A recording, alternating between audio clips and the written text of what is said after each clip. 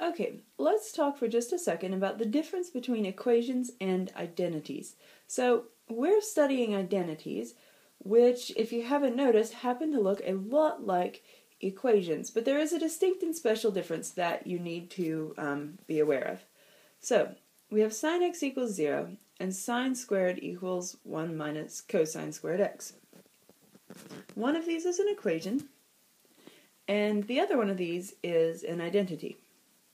So what's the difference? Well, sine x equals 0 is true when x equals 0, x equals pi, x equals 3 pi halves, x equals 2 pi.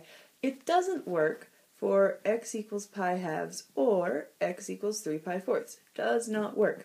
Now let's look at the identity.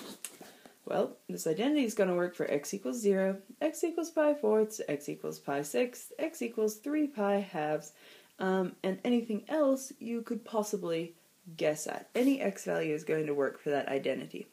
So, our equation works for some values of x, but our identity is always true. So the critical difference between equations and identities is that equations are true for some values, whereas identities are true for all values. Alright, pause if you need to finish that. Let's go over quickly a few tips for solving identities. Now, I'm going to run it to the end of the page before I start talking.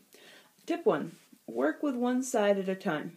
The complicated side is often a good choice. Step 2. You're kind of looking to factor, combine fractions, square binomials, or create a monomial denominator, all in the hopes that something will cancel out or start to look simpler. 3.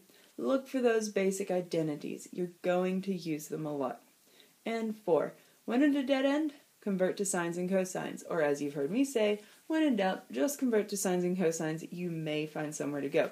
But it is important that you always try something. I try very hard not to give you impossible problems, and you in turn must try very hard to do my seemingly impossible ones.